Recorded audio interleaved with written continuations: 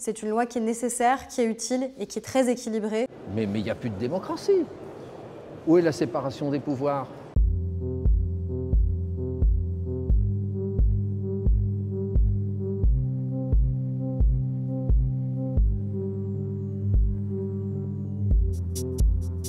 Ce texte est inutile et dangereux pour les libertés publiques. Ce sur quoi nous sommes nombreux à nous battre, c'est le refus de remettre entre les mains des préfets, c'est-à-dire du ministre de l'Intérieur, le pouvoir d'interdire de manifester tel homme ou telle femme, alors que ceci fait partie des libertés fondamentales. On doit pouvoir prendre des mesures adaptées en fonction des types de mobilisation et en fonction des personnes qu'on a face à nous. Et le fait qu'on puisse avoir le recours du préfet qui va interdire à certaines personnes identifiées, violentes, de venir manifester, de venir en fait casser, eh bien ça, c'est une disposition nouvelle et qui est nécessaire. Ça s'appelle la présomption de culpabilité. Et donc c'est un membre de l'exécutif, puisque les préfets sont sous l'autorité du ministre de l'Intérieur, qui va décider que vous êtes coupable ou pas et vous sanctionner. Mais il n'y a plus de démocratie. Où est la séparation des pouvoirs ?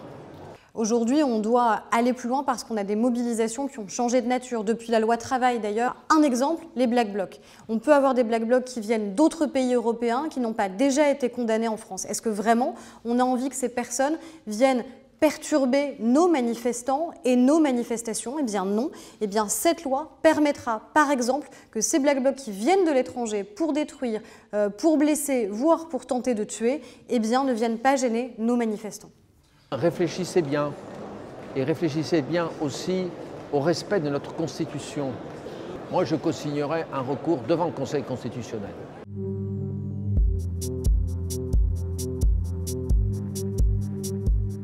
C'est une loi nécessaire parce que nous avons des mobilisations qui sont de plus en plus violentes, violentes à l'encontre des forces de l'ordre, violentes à l'encontre des forces de secours, violentes à l'encontre des commerçants, des artisans, violentes aussi à l'encontre de ceux qui veulent manifester paisiblement. Et c'est pour cela que nous votons cette loi. La situation, qu'est-ce qu'elle a de tout à fait exceptionnel? Il y a des manifestations, il y a 30, 40 000, 50 000 manifestants. On a vu des manifestations de centaines de milliers de personnes. Et c'est pas pour ça que les ministres de l'Intérieur ont dit qu'il me faut une nouvelle loi. Tout ça, c'est pour faire croire à l'opinion publique que s'il y a eu des débordements, c'est parce que le gouvernement ne disposait pas des outils juridiques pour faire face. Ceci est totalement inexact.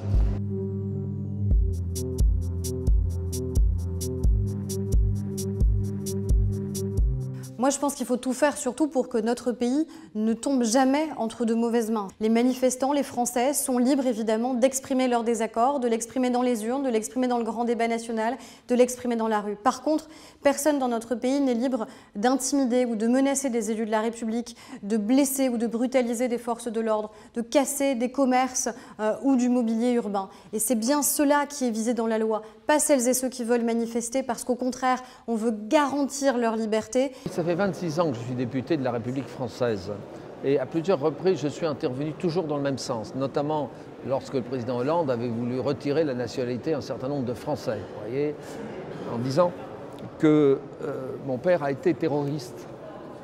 Enfin, il a été poursuivi par la police et la gendarmerie de Vichy, même si certains policiers et certains gendarmes l'ont aidé. Donc je ne peux pas oublier cela. Voilà. Parce que nul ne sait de quoi peut être fait l'avenir.